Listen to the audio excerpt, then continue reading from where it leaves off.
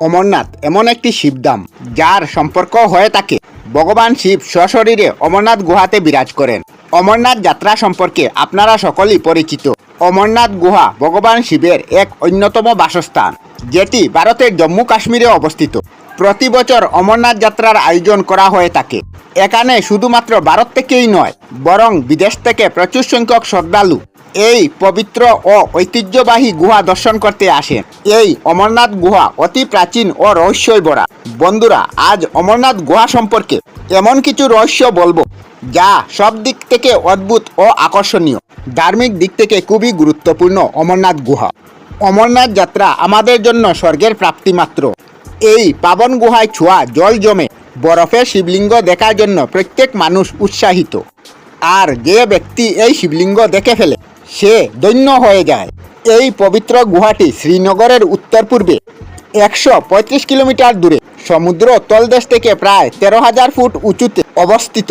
পবিত্র গুহাটির ভিতরের গভীরতা 9 মিটার, চওড়া 16 মিটার ও উচ্চতা 11 মিটার। অনেক কম সংখ্যক মানুষই জানে অমরনাথকে মহাতীর্থক্ষেত্র বলা হয়ে থাকে, কারণ এই গুহায় ভগবান শিব মাতা পার্বতীকে অমরত্বের কথা শুনিয়েছিলেন। শ্রী অমরনাথ গুহাতে অবস্থিত পবিত্র পীঠ 51টি শক্তিপীঠের মধ্যে একটি। কথিত আছে দেবী পার্বতীর কণ্ঠ এই স্থানে পতিত হয়। কাশীর লিঙ্গ দর্শন ও পূজা থেকে 10 গুণ, প্রয়াগ থেকে 100 গুণ এবং কুরুক্ষেত্র থেকে 1000 গুণ বেশি ফল প্রদানকারী অমরনাথ সব দিক থেকে অস্তিত্বশালী। হাজার হাজার বছর ধরে দেবদেবীর চরণে পূজা প্রার্থনার মাধ্যমে যে ফল প্রাপ্তি হয়ে থাকে তা অমরনাথ গুহার শিবলিঙ্গের একদিন পূজাতেই প্রাপ্তি করা যায়। চলুন বন্ধুরা, আপনাদেরকে প্রথমে এই অমরনাথ গুহার উৎপত্তির পিছনে কিছু ইতিহাস সম্পর্কে বলি। কথিত আছে অমরনাথ গুহাটি আবিষ্কার করেন গুহাটা মালিক নামক এক মুসলমান বালক। তিনি একদিন ঘোড়া চড়াতে চড়াতে অনেক দূরে চলে যান।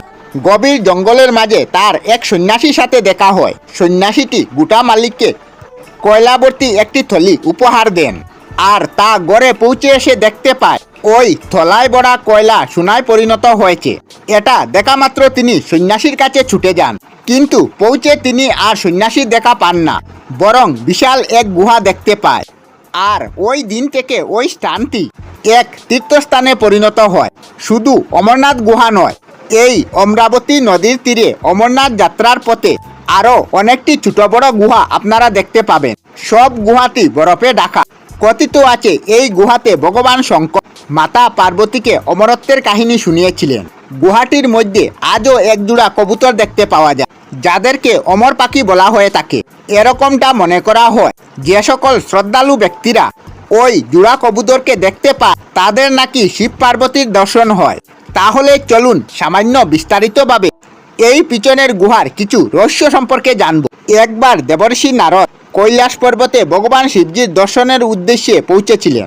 ভগবান শঙ্কর সেই সময় বনবিহারে ছিলেন। পার্বতী সেই স্থানে সরাসরি উপস্থিত ছিলেন। পার্বতী দেবঋষি নারদকে সেই স্থানে আসার কারণ জিজ্ঞাসা করলেন। তখন দেবঋষি পার্বতীকে জিজ্ঞাসা করলেন, দেবী শিবজি গলায় কেন মুন্ডমালা পরিধান করে? আর যখন ভগবান শিব ফিরে আসেন তখন এই প্রশ্ন পার্বতী শিবজিকে জিজ্ঞাসা করেন। ভগবান শঙ্কর বললেন, পার্বতী, তুমি যতবার জন্মগ্রহণ করেছ ঠিক ততগুলি মুন্ড আমি পরিধান করেছি। পার্বতী তখন বললেন, আমার শরীর তো নশ্বর, মৃত্যু প্রার্থী, কিন্তু আপনি তো অমর, দয়া করে সঠিক কারণ আমাকে বলুন। ভগবান শঙ্কর বললেন, এসব আমার অমরকতার কারণ। এরপর থেকে পার্বতী দৃঢ় হৃদয়ে অমরত্ব লাভ করার ভাবনা জাগ্রত হয়।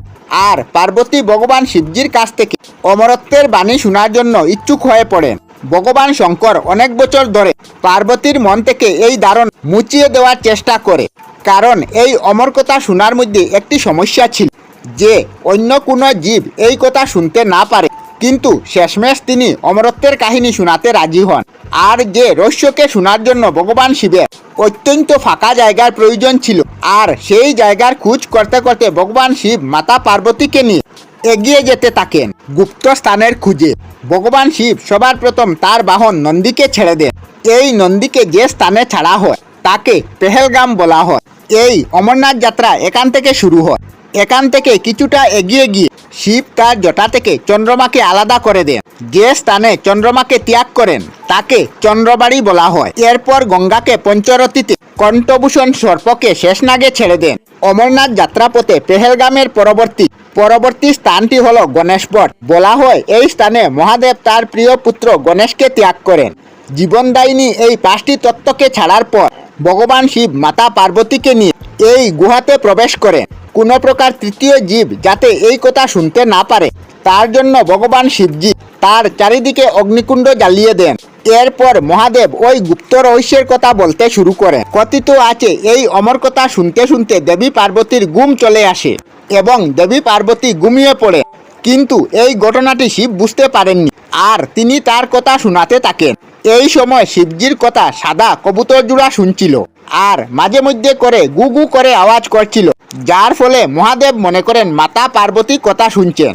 দুটি কবুতর কথা শুনতে থাকে।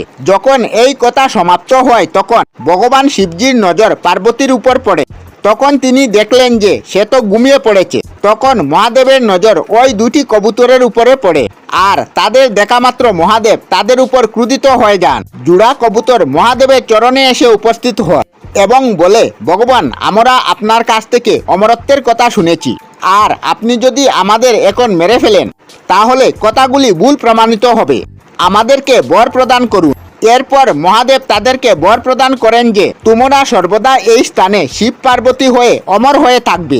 আর তখন থেকে এই জোড়া কবুতর অমর হয়ে যায় আর এই গুহা অমরনাথে সাক্ষী হয়ে থাকে, যার ফলে এই স্থানের নাম হয় অমরনাথ। আমরা আমাদের চ্যানেলে সব ধরনের ভিডিও আপলোড করি, যেমন ব্লগ, নিউজ, কুকিং ভিডিও, ধার্মিক আলোচনা ইত্যাদি।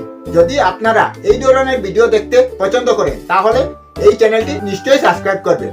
আমি আপনাদের সাথে বিদায়ক না, আজকের মতো বিদায় নিলাম। আর ভিডিওটি ভালো লাগে লাইক, শেয়ার ও কমেন্ট করবেন। ভিডিওটি সম্পূর্ণ দেখার জন্য অশেষ ধন্যবাদ।